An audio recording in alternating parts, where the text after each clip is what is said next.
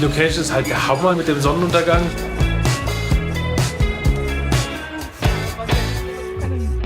Wir als Lastenradfahrende Vegetarier sind hier schon manchmal ein bisschen beäugt worden. 20 Menschen aus der Großstadt ziehen aufs Land. 20 Leute, die Bock haben, irgendwas zu machen. Das ist ja Großstadt auf dem Dorf. Das ist schon mehr Leben als vorher da. 6 Monate wollen sie hier leben und arbeiten. Vielleicht sogar bleiben. Wir wollen dieses Leben jetzt ausprobieren. Experiment Landleben. Die Pioniere sind da.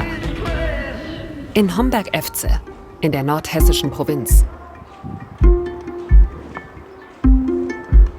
Eine Provinz im Aufbruch, betont Jonathan Linker.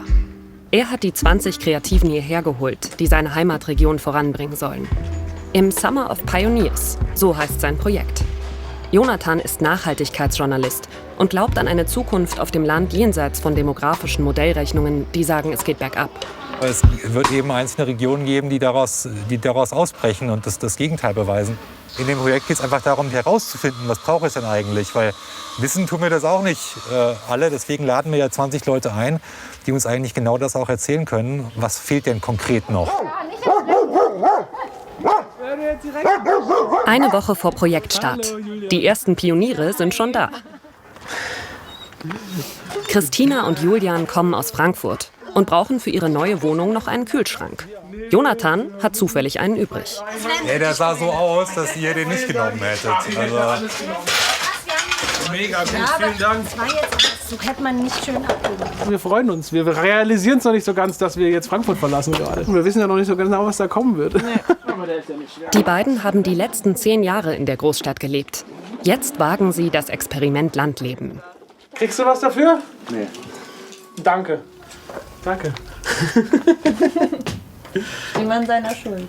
Für immer. Für immer. der Platz im Keller. Wir können ja dann mal Jonathan freut sich auf die Neuen. Er ist hier aufgewachsen, weggezogen und zurückgekommen. Lost and found. My mind, but only for a moment. Mit seinen beiden Jungs, seiner Frau, Hühnern und Ziegen lebt er wieder auf diesem Aussiedlerhof in der Nähe von Homberg. Oh, I try to pretend that I'm fine. Tell me why, oh, tell me why. es gab schon auf jeden Fall diesen Moment, wo mir die Decke auf den Kopf gefallen ist. Schon so ein Gefühl auch von so einer Einsamkeit. Also ich habe mit zunehmendem kindlichen Alter das Gefühl gehabt, dass ich hier weg will. Dass die Welt um diesen Hof herum immer kleiner wird.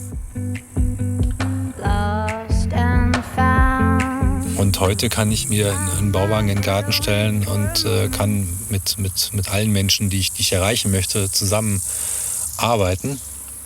Schnelles Internet im Bauwagenbüro im Grünen. Vor einigen Jahren noch undenkbar. Inzwischen kündigt sich hier sogar der Eismann per App an. Hallo. Simone, hi. Eine Kugel Vanille für einen Kleinen. Wenn er zwischen den beiden Ortschaften, wo er normalerweise hält, unterwegs ist, bekomme ich hier eine Benachrichtigung. Und wenn ich dann zur richtigen Zeit hier hochgeflitzt komme, kann ich mir hier exklusiven Eis abholen. Früher gab es halt nicht den Luxus mit der App, sondern man musste genau gucken. Wenn man ungefähr wusste, um wie viel Uhr er vorbeikommt, da konnte ich hier schon als Kind, wenn er von da oben kam und nicht schnell genug war, dann konnte ich hier den Daumen raushalten. Und Genau, schnell genug ist das Stichwort. ja, genau. Dann hat man sich auch verdient. So, bitte. Danke dir. Simone, Samstag kommen die Pioniere, das heißt 20 Eisesser mehr in Homberg. Ja. Kriegst du das hin? Ich freue mich schon sehr auf die. Also ich denke, dass wir uns gegenseitig irgendwie befruchten können auch. Also ich glaube, die haben was von und wir haben vielleicht ein bisschen neuen Input in der Stadt. Und die merken auch, dass das Landleben gar nicht so langweilig ist. Und es ist auch an der Zeit, denn die Städte sind voll. In Homberg dagegen verfallen Häuser. Läden stehen leer. Auf den ersten Blick ist Homberg ein hübsches kleines Fachwerkstädtchen. Frisch sanierte Fassade am Marktplatz.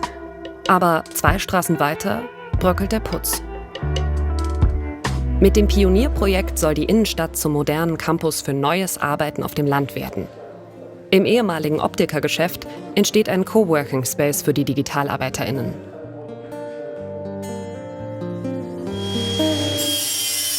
Die Stadt stellt möblierte Wohnungen zur Verfügung. Seit Wochen sanieren Bauhofmitarbeiter Zimmer und leerstehende Räume für die Gäste aus der Großstadt. Also ich hatte gedacht, wir machen hier 2 Schränke. Jetzt mal aneinander, Vorkopf ein, Vorkopf und 2 so. Was ist jetzt hier geplant? Wie? Was müssen Sie jetzt hier machen? Also so wie ich das mitbekommen habe, soll das eine Küche geben für, was war das, Summer of Pioneer oder was? Ja. Und da soll ich eine Küchenzeile hier einbauen und das sind aus Restbeständen, die hier drin waren, bauen wir jetzt eben eine Kücheninsel rein. Aus alten Apothekenschränken wird eine Gemeinschaftsküche. Schön ist es, dass für Homberg immer wieder was gemacht wird, dass man ein bisschen mehr Leben in die Innenstadt wiederkommt. Die Innenstadt ist ein bisschen tot geworden in den letzten Jahren.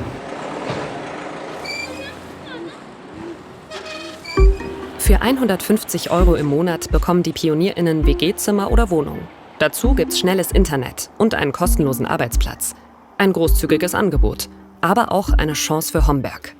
Nico Ritz ist hier Bürgermeister und hofft auf neue Impulse für seine Stadt.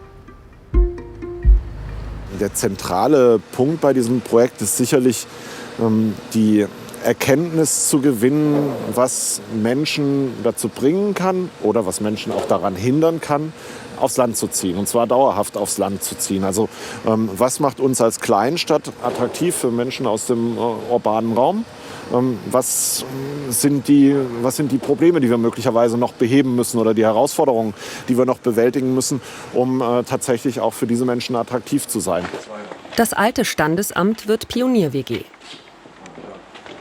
Toilette kann man schon fast erkennen, dass es eine wird. Ja. Küche. Ja. Der Tresen gestrichen werden. Sieht gut aus. Hier wurde früher geheiratet. Ja.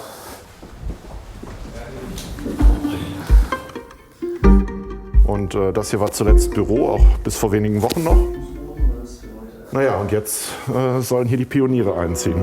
Und fang irgendwo noch mal von vorne an. Christina und Julian haben ihre Wohnung in Frankfurt gekündigt. Christina sogar ihren Job, ohne zu wissen, was sie hier erwartet. Mutig.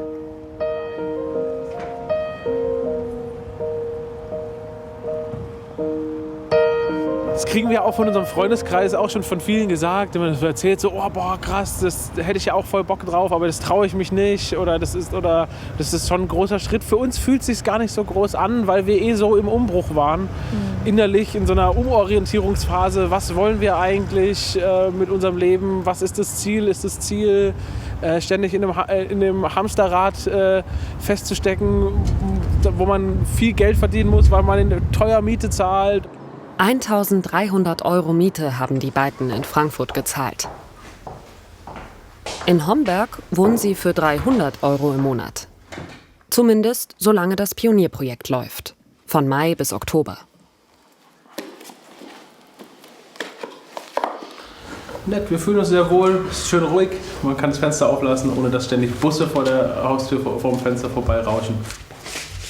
Ist schon schön, ne? So ein bisschen auch in die Ferne gucken zu können und irgendwie einen weiten Blick haben, der nicht unbedingt direkt verbaut ist und der nächste Nachbar dir irgendwie in die Bude gucken kann. Ist schon sehr nett. Wenn man draußen ist, fühlt sich das wie so eine neue Heimat an. Ich habe jetzt zwar dann 13 Jahre in Frankfurt gelebt, aber ich weiß jetzt nicht, ob ich so der richtige Stadtmensch überhaupt jemals war. Oder ob ich das vielleicht auch sein wollte.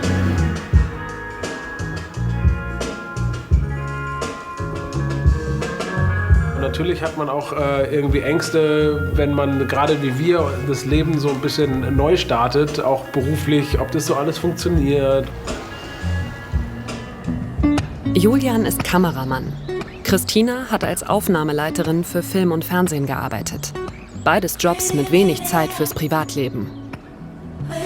Ich glaube, dass Kreativität vor allem dann kommt, wenn man sich wohlfühlt und weniger Druck hat. Und wenn ich die Hälfte meiner Zeit irgendwie damit verbringe, nur Geld zu verdienen, um die Miete zu bezahlen, dann habe ich ja gar nicht mehr so viel Energie, um mich mit den eigentlichen Dingen, die ich verwirklichen möchte, mich zu beschäftigen. Ja, wir wollen dieses Leben jetzt ausprobieren. Noch 3 Tage, bis die anderen PionierInnen kommen.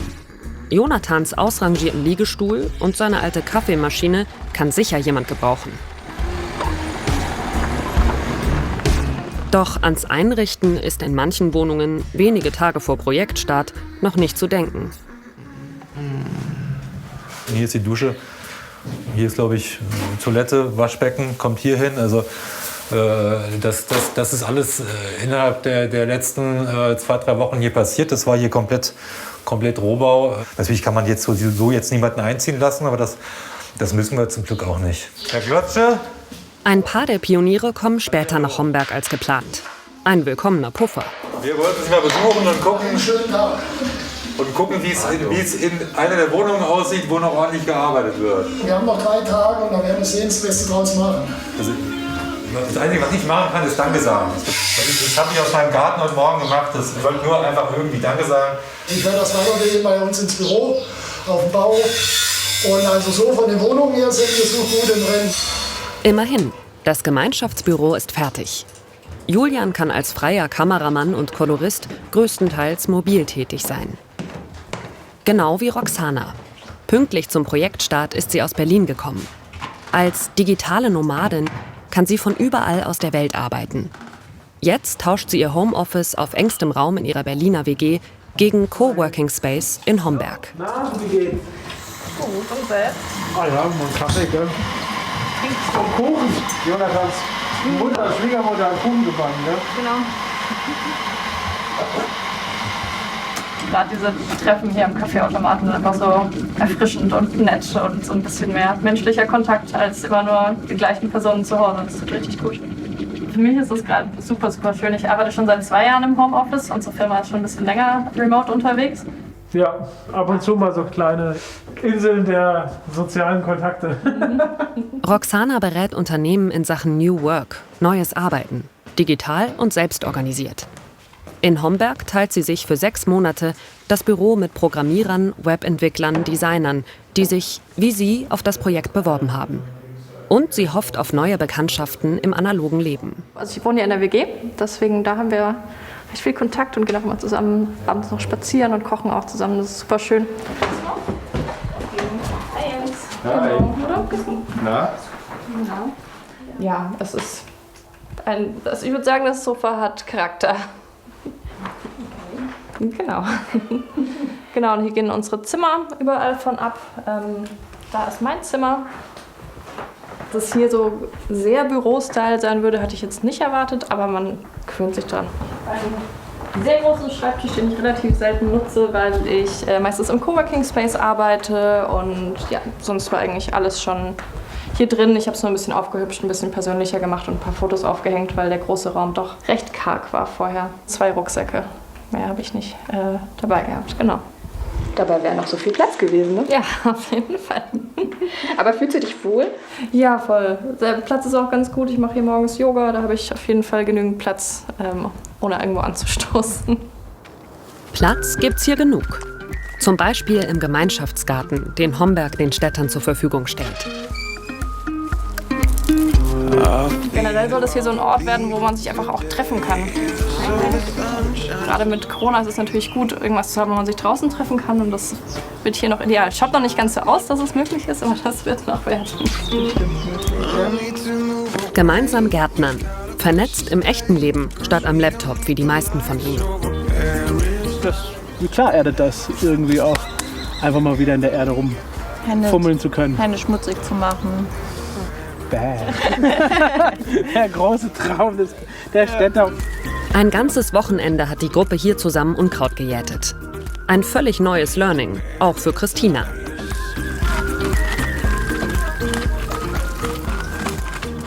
Völlig neue Erfahrung. Also wir sind hergekommen und haben einfach alles reingepflanzt. Wahrscheinlich ist auch alles viel zu eng beieinander. Zucchini, eine Aubergine, da wächst eine schöne Sonnenblume, Salat, Gurken. Und alles, also wir wissen es auch noch nicht so ganz. Also wir haben angefangen irgendwie zu beschriften, aber wir lassen uns einfach im Sommer überraschen, was da rauskommt. So. Ich weiß auch nicht, was Unkraut ist und was Pflanze ist. Also ja, mal schauen.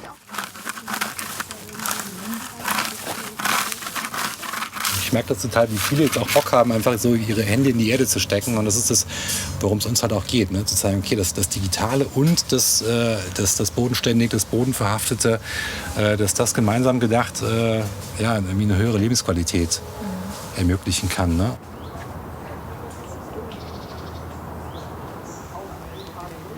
Was ich gerade vor allem merke, ist, dass sich so mein Horizont weitet, weil es vorher einfach nur in diesen Laptop rein war und gerade jetzt in mehr Kontakt mit Menschen zu sein. Der Sommer hat angefangen, es ist hier dieses Projekt hat angefangen und dadurch geht einfach der Kopf auf und das merke ich gerade ganz stark. Bei diesen Zoom-Meetings springt man von einem ins nächste, hat zwischendrin kaum Zeit und es ist so anstrengend fürs Gehirn. Ich habe kurz vor Weihnachten einen Traum gehabt, wo ich von Zoom geträumt habe, also in diesen Kacheln geträumt habe. Und das war für mich so der Moment, wo ich gesagt habe, nee, das geht nicht weiter so. Nach nur einer Woche in Homberg hat Christina einen neuen Job gefunden. Auf einem Biohof in der Nähe. Nach 10 Jahren Film und Fernsehen in der großen Stadt ist das hier jetzt genau das Richtige, sagt sie. Frankfurt ist alles ein bisschen schneller, stressiger, hektischer, undankbarer und hier ist es halt schon ruhiger und entspannter und die Wertschätzung ist da auch viel mehr da für die Arbeit, die man hier macht. Ich wollte was Ehrlicheres machen, das ist halt Jackpot hier. Also Bio-Hofladen mit eigenen Erzeugnissen auf dem Land. Also hätte ich mir nicht gedacht, dass ich mir das je wünschen würde. Dass jetzt 20 Städter in Homberg wohnen, hat sich hier schon rumgesprochen. Es öffnet hier so ein bisschen das Land, aber auch von der anderen Seite, ne? Finde ich das in Ordnung. Die lernen auch mal Sachen kennen, die sie sonst nicht kennenlernen würden. Dass man so seinen Horizont ein bisschen in die Richtung erweitert, jeweils so oder so, ne? Schönen Tag. Tschüss, danke.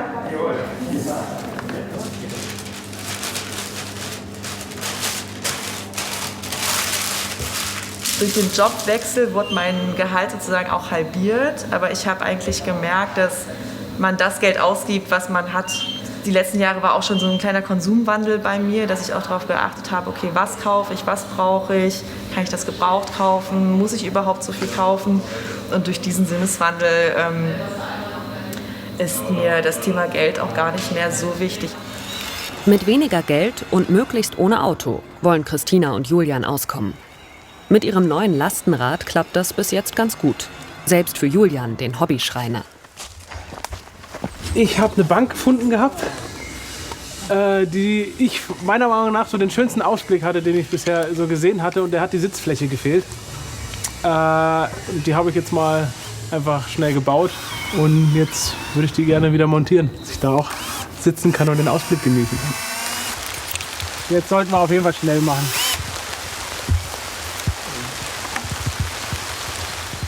Ach, ist das herrlich. Von uns allen so ein bisschen die große, nicht Angst, aber die große Befürchtung ist, dass es dann heißt, ja, jetzt kommen die Städter und wollen uns erklären, hier auf dem Dorf oder in der Kleinstadt, wie es Leben geht. Aber so ist es ja gar nicht. Sondern wir wollen ja eigentlich eher gucken, wie können wir gemeinsam was schaffen. Guck mal, und dann kommt die Sonne raus. Gemeinsam etwas schaffen. Ideen für Homberg gibt's genug. Wegen Corona finden die ersten Meetings digital statt. Ich habe das von der analogen Zettel-Thematik mal ins Digitale überführt. Also uns geht es ja um das Thema Leerstand, betrachtend als Potenzial- und Möglichkeitsräume. So geil, wer hört doppelt Kirchengeräusche? Ich mach mal zu, die Tür. Ist jetzt eh vorbei. Ja? Ach ja. Nee. Bammelt sich schon aus. Jetzt. Ja. Sorry. Genau, das sind die Bereiche, wo ihr sicherlich auch wahrgenommen habt, dass es da ungenutzte Räume gibt. Jeder bringt sich ein mit dem, was er kann und worauf sie Lust hat. Die Kinogruppe trifft sich heute halb analog, halb digital. Kannst du ganz kurz erklären, was das Wanderkino ist? Es ist irgendwie jetzt so ein Auto, so ein alter Oldtimer, der so alte Filmtechnik auf dem Auto hat. Genau, und auch eine Leinwand, die er da draußen dran klemmt, 4 x 3 Meter. Ein Kino gibt es in Homberg schon lange nicht mehr. Mehr Kultur und weniger Leerstand wünschen sich viele, die hier leben. Mitte Juni. Die Leerstands AG trifft sich zum Ideenaustausch mit Mitarbeitern der Stadt. Ich finde, diese toten Augen in der Stadt müssen irgendwie belebt werden. Eine Idee, diese Leerflächen zu beleben, ist, Makerspaces einzurichten. Makerspaces ist ein bisschen Neudeutsch für lebendige Werkstätten oder Aktionsflächen, die alles Mögliche beinhalten können. Das kann ein Repariercafé sein, es könnte zum Beispiel auch ein Workshop sein über Kalligrafie, es könnte eine Holzwerkstatt sein. Klingt gut, findet Verena Wimmel vom Stadtmarketingverein. Aber sie weiß auch, mancher Homberger wüsste gern genauer, was die Pioniere so vorhaben. Also ich kriege ja auch immer Feedback, was nicht so gut ankommt, tatsächlich auch. Und es gibt viele, die da ziemlich skeptisch gegenüber sind. Und deswegen ist also die Kommunikation an sich, empfinde ich, als viel mehr zu optimieren. Genau. Also das ist noch nicht... Das ist so, ja, die Gruppe ist da und es wird auch immer mal irgendeiner gesehen. Klar. Aber es ist nie so, dass man den richtigen Kontakt zu den Leuten hat. Genau. Wir haben ja das Problem, wir müssen ja noch Geld verdienen und sind ja nicht nur hier in Urlaub, sondern wir haben alle einen Job mitgebracht. Ein großer Teil ist selbstständig oder arbeitet angestellt und das müssen wir unter einen Hut bringen. Das heißt, unser Tagwerk ist eigentlich unser normales Business und wenn die Sonne untergeht, werden wir zu Pionieren. Jetzt werden wir überspitzt getrieben und treffen uns eben abends und versuchen im Prinzip hier tatsächlich auch was zu bewegen. Also ich bin schon von vielen angesprochen worden, so von wegen, was machen die jetzt eigentlich so? Ne? Was ist denn das Ziel in diesem Ganzen? Also man kann, glaube ich, das einfach auch gar nicht anders erwarten. Man kann nicht erwarten, dass, wenn wir mit so einem Projekt, was ja sehr progressiv auch gerade so aus dem digitalen Bereich kommt, und wir crashen damit hier den Marktplatz, dann kann man nicht erwarten, dass wir vorher die kommunikative Leistung gefahren haben, dass alle verstehen, was da passiert, weil genau darum geht es in dem Projekt. Das Ziel vom Projekt ist, dass wir, also bestenfalls erreichen wir, dass in einem halben Jahr alle verstanden haben, was die da machen. Du kannst den Leuten auch total gut erklären. Du sagst ja selber, du kennst die Leute, wir kennen die ja gar nicht. Ne? Du hast die Kanäle vom Stadtmarketing. Ne? Also wir können da total viel zusammen erklären, glaube ich. Ne? Ja, auf die Idee bin ich ja dann auch schon gekommen und habe schon gesagt, ich würde mich da anbieten, das zu machen. Mangelnde Kommunikation. Das ist auch beim Mittagessen in der Gemeinschaftsküche am Marktplatz ein Thema. Es hat uns ja schon wieder jemand angesprochen und gefragt, ob wir hier eine Gaststätte aufmachen. Vielleicht müssen wir das mal irgendwie besser rausbringen, kommunizieren an die Leute, die hier vorbeilaufen und sich denken, oh, hier gibt es jetzt was zu essen. Vielleicht ein bisschen mehr erzählen, es sind hier 2 Waschmaschinen für die 20 Leute. Wir teilen uns die, das ist eine Gemeinschaft, sowas, dass wir ein bisschen mehr erklären, was hier passiert eigentlich. Lisa kocht für die Gruppe. Sie hat ihren stressigen Job als Küchenchefin in Wien aufgegeben und hofft hier auf dem Land auf eine bessere Work-Life-Balance. Also ich habe in Wien eigentlich damals für mich die Entscheidung getroffen, es gar nicht mehr weiterzumachen, weil Großstadtgastronomie doch einige Seiten hat, die mir persönlich nicht gefallen haben, nicht gepasst haben mehr. Ja, aber hier ist es irgendwie ein anderer Rahmen, das nochmal irgendwie auszuprobieren. Lisa kocht rein vegetarisch. Naja, für mich als Vegetarier ist ja auf jeden Fall eine sehr große Bereicherung, weil so richtig fleischfreie Alternativen außer Pizza gibt es hier jetzt nicht so richtig. Natürlich, jetzt kann ich dementsprechend, was man, keine Ahnung, in irgendeinem hippen Stadtviertel von München, Berlin, sonst wo, ist ja wurscht, Hamburg erwarten könnte. Aber es ist ja was da. Konkurrenz belebt auch das Geschäft. Was ja hier fehlt, ist ja in dieser tollen historischen Altstadt, ist tatsächlich ein bisschen mehr Bewegung. Also wenn man es so liest, wie es ist, dann wird es eher weniger. Und man muss eben was Neues reinbringen, damit eben mehr passiert. Und dazu gehören, ich will nicht sagen Konflikte, aber so Diskussionen. Und konkrete Ideen. Der Marktplatz zum Beispiel soll wieder mehr Ort für Begegnung werden. Die erste Veranstaltung der Filmgruppe steht an. Open-Air-Kino. Es ist jetzt 6:50. Es hat sich schön eingeregnet. Wer sagt denn, dass Regen? Also ich habe vorhin noch mal Regenradar geguckt. Da stand, dass es um 9 aufhört. Ich glaube, der Zug ist abgefahren. Also der Kinomann hat entschieden draußen. Gut. Fertig.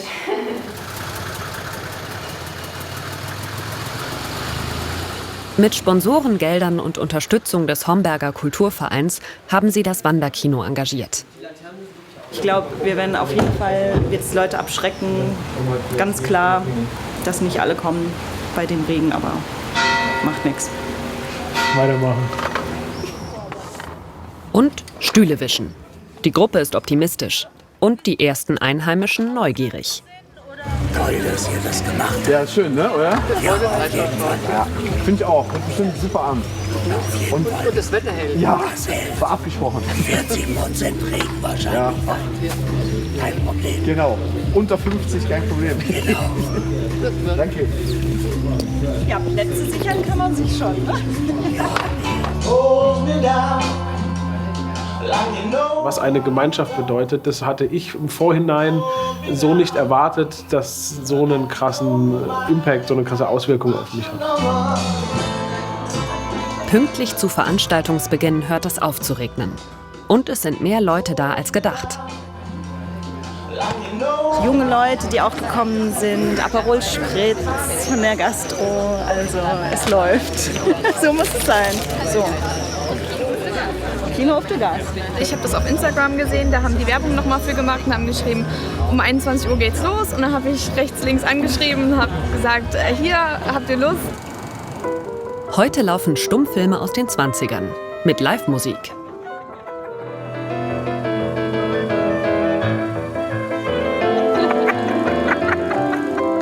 Nicht gerade das, womit Hannah und ihre Freundinnen sonst so ihre Zeit verbringen. Aber Hauptsache was los. Ich finde es einfach schön, dass es belebt aussieht, weil ansonsten sieht es halt ziemlich ruhig und ausgestorben aus. So an Veranstaltungen ist hier, gerade so für unser Alter, eher weniger. Darüber macht sich auch Anna aus Darmstadt Gedanken. Sie ist mit ihrem Mann und 2 kleinen Kindern hier, um das Landleben als Familie auszuprobieren. Guck mal, wie schwer es ist. Ich hatte schon das Gefühl, dass so für Jugendliche hier noch ein bisschen mehr gemacht werden könnte und auch sollte. An Angeboten, an Möglichkeiten, sich auszuprobieren und so seinen Nachmittag sinnvoll zu verleben. Und da konnte ich mir irgendwie nicht vorstellen, Kinder so ab 12 hier zu haben. Unter 12 ist es einfach hier ein Paradies. Aber ab 12... Da gibt's noch Luft nach oben, findet Anna. Leerstehende Räume für Jugendliche gäbe es genug. Nur sollten da nicht auf Biegen und Brechen neue Geschäfte rein, mit Parkplätzen vor der Tür, sondern Begegnungsorte für Jung und Alt. Das sehen die anderen genauso und wollen die leeren Schaufenster mit bunten Tapes sichtbar machen. Was gibt's da hier? Der Raum ist ja leer, ne? Ist ja nicht vermietet, schon seit ein paar Jahren. Und wir wollten hier gerne die nächsten Wochen und vielleicht 2-3 Monate eine Ausstellung reinmachen. Die Guerilla-Aktion der Leerstands AG macht neugierig. Ja, es erregt ja Aufmerksamkeit, ne? Das ist ja wichtig, dass man mehr präsent macht, dass man doch mal mehr wachsam wird und ja, guckt und vielleicht dann auch was tun kann und auch mal wieder mehr in die Stadt geht und auch zu den anderen Läden.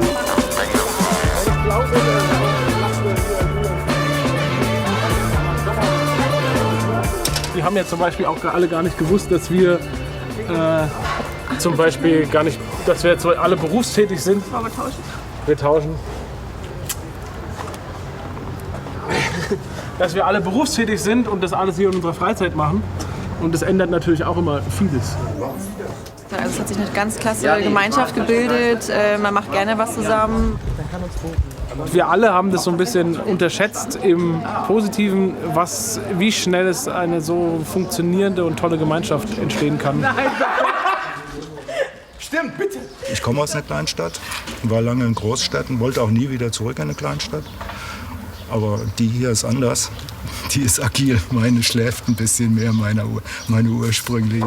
Von daher finde ich das schon spannend. Könntest du dir denn vorstellen, in Homberg zu bleiben? Ja, ich bin da schwer am Überlegen. Für Julian und Christina steht längst fest, sie wollen bleiben. Ich glaube, ich habe die Natur einfach wahnsinnig vermisst und einfach so schnell draußen zu sein und für sich alleine zu sein und Ruhe zu haben. Ich glaube, das ist das, was ich immer so vermisst habe die letzten Jahre oder was ich gerade brauche. Also mir fehlt es gerade an nichts. Also ich vermisse jetzt nicht, was jetzt in der Stadt noch wäre, oder? Nö.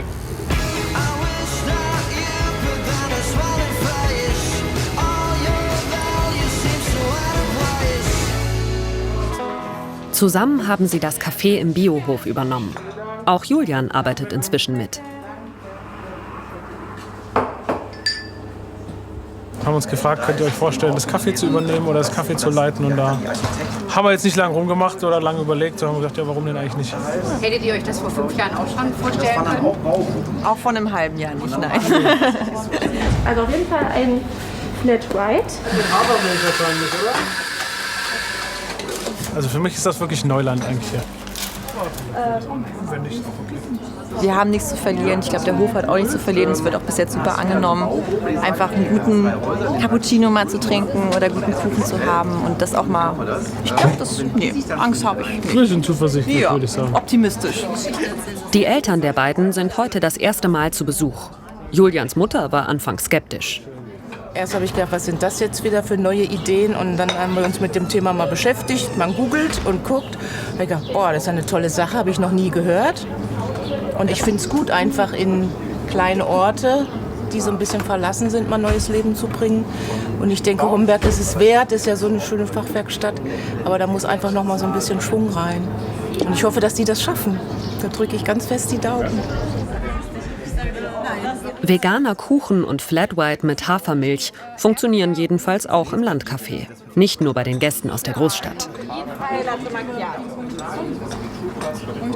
Braucht Homberg die Pioniere?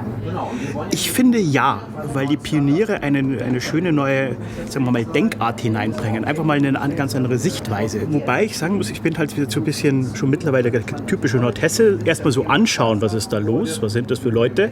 Aber die machen alle einen sehr sympathischen, sehr netten Eindruck.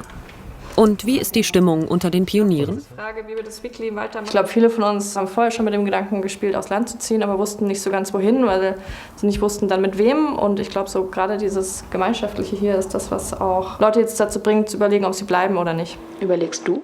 Ich überlege noch. Ich habe noch keine Antwort gefunden darauf. Und mein Partner ist ja auch in Berlin und so ein halbes Jahr Fernbeziehung ist okay. Ein ganzes Jahr würde ich mir dann doch noch mal überlegen, wie wir das gestalten. So ganz ohne Großstadt geht's für Roxana auf Dauer nicht. Ich bin alle 4 Wochen mal in Berlin gewesen und habe dann alles einmal mitgenommen. Letztes Wochenende war ich oben, war Konzerte, Club und 3-mal essen gehen und dann ist es auch wieder gut für einen Monat. Also was mir, glaube ich, so ein bisschen fehlt, ist einfach tanzen gehen zu können. Also warum nicht einfach in Homberg tanzen?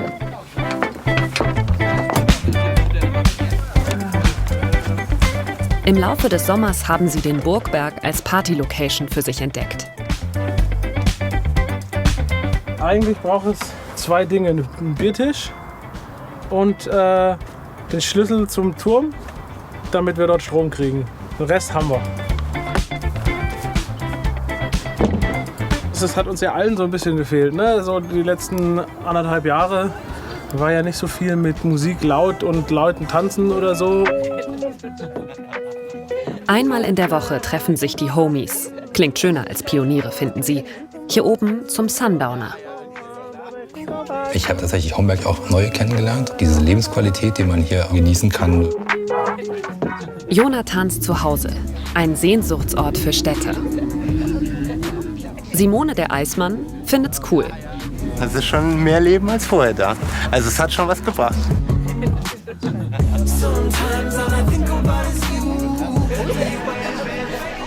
Ja, das ist ja Großstadt auf dem Dorf. Ne? Also.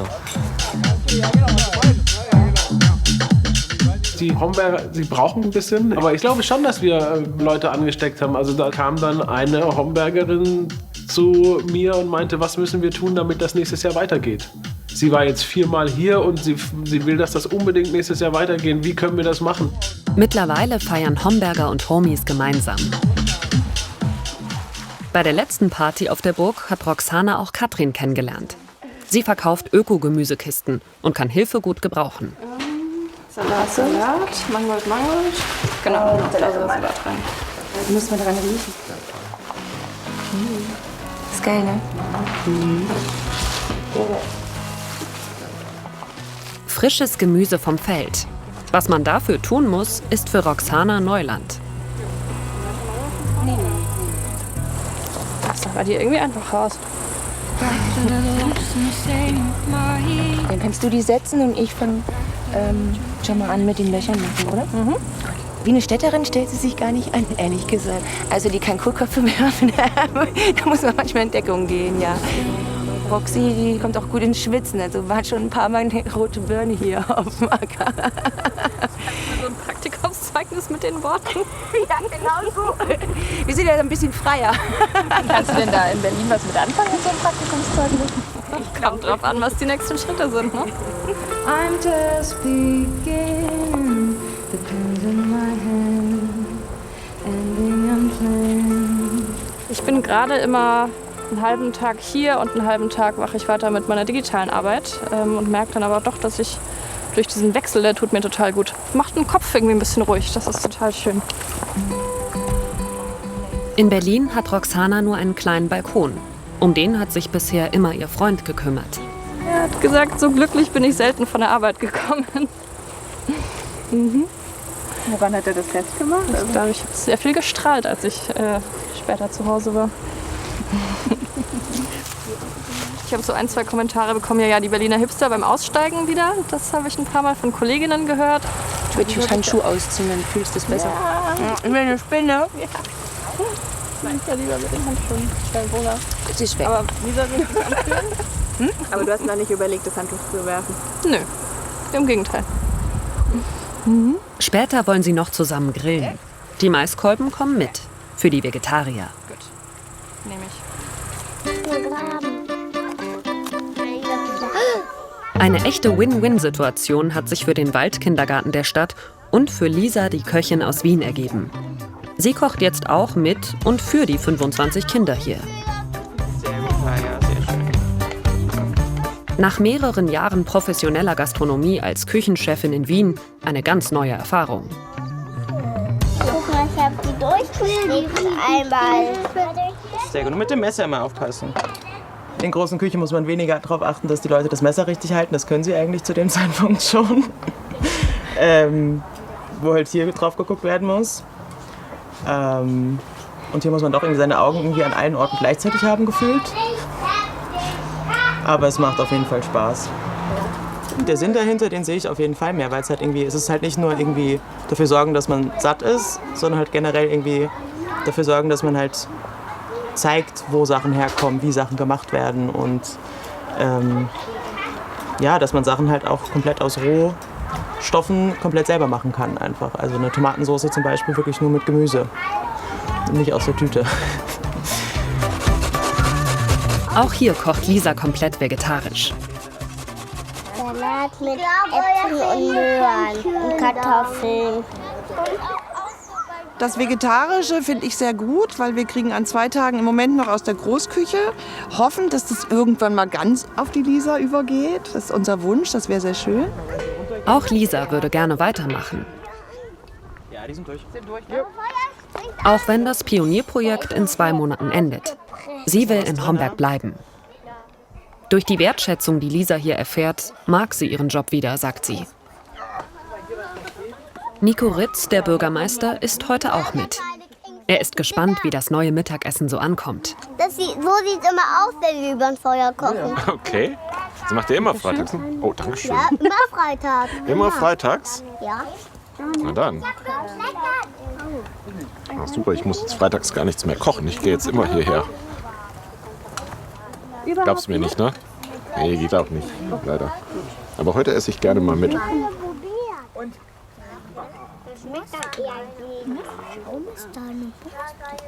Ich glaube, man muss über gesunde und gute Ernährung eben nicht nur reden, sondern man muss es auch aktiv leben. Und mit Lisa haben wir jetzt die Möglichkeit, es einfach mal auszuprobieren.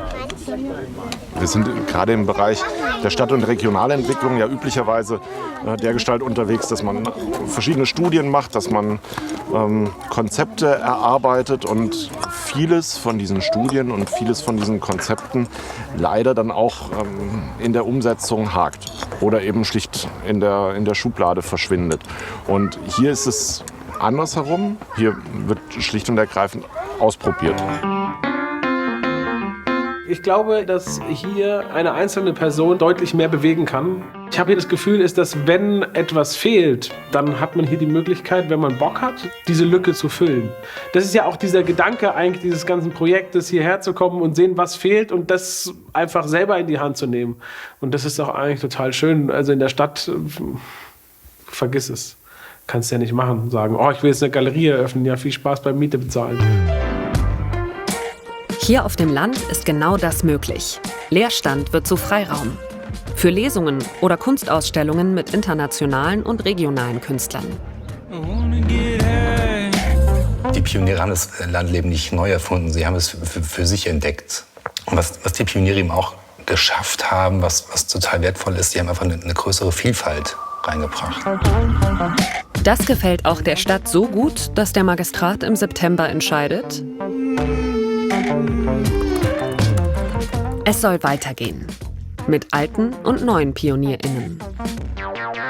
Es bleiben ja knapp 10. Das heißt, wir machen die Gruppe wieder vollständig. Roxanas Platz wird auch frei. Sie hat lange überlegt und letztlich doch entschieden, zurück nach Berlin zu gehen. Die Gemeinschaft hier wird sie vermissen, sagt sie. Auch für Jonathan ist die Gruppe nach diesem Sommer mehr als ein Projekt.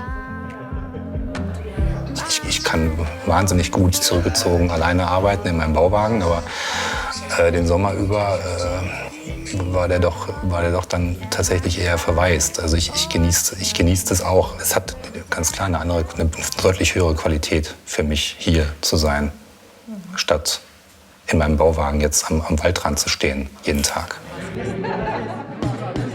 Sie haben ja echt was auf die Beine gestellt. Heute Abend findet schon die zweite Vernissage statt. Diesmal im alten Schuhhaus Koch. Regionale Künstler stellen aus.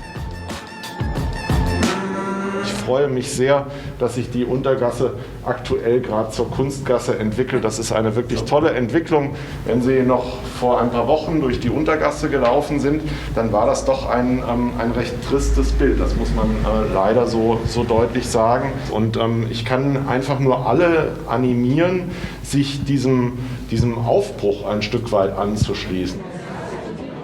Denn der Durchbruch kann nur gemeinsam gelingen, weiß Nico Ritz.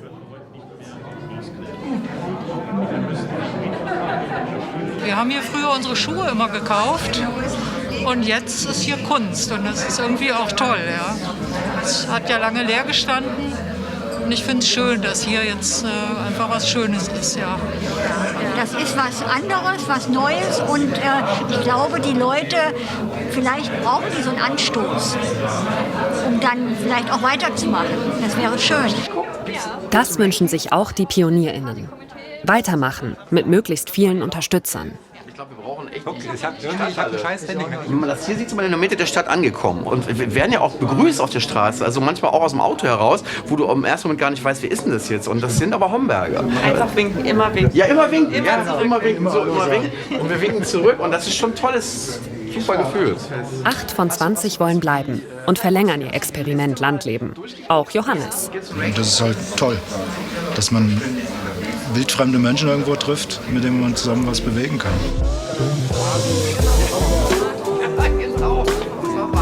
Im Mai habe ich mich gefragt, ob es Sinn macht, mit Leuten in dem Alter meiner Töchter 6 Monate zusammen zu wohnen und zu arbeiten. Hat super Spaß gemacht, war eine super Bereicherung und es ist eins der Highlights in meinem Leben, kann ich wirklich sagen. Und es war wirklich schön. Es fühlt sich viel zu richtig an. Also das ist fast gruselig, wie sich das alles gefügt hat. Schon verrückt, aber schön verrückt. In der Gruppe gibt es jetzt halt immer mehr Gespräche, dass wir uns eigentlich sehr gut verstehen und gerne auch langfristig zusammen zum Beispiel auf einem Hof gerne wohnen würden. Ich glaube, es geht jetzt erst los. Es geht jetzt erst los. Und ich glaube, dass dieser Summer of Pioneers, dieses halbe Jahr, jetzt eher eine Art die Einleitung waren, quasi in einem Buch, das noch ganz schön viele Kapitel vielleicht haben kann.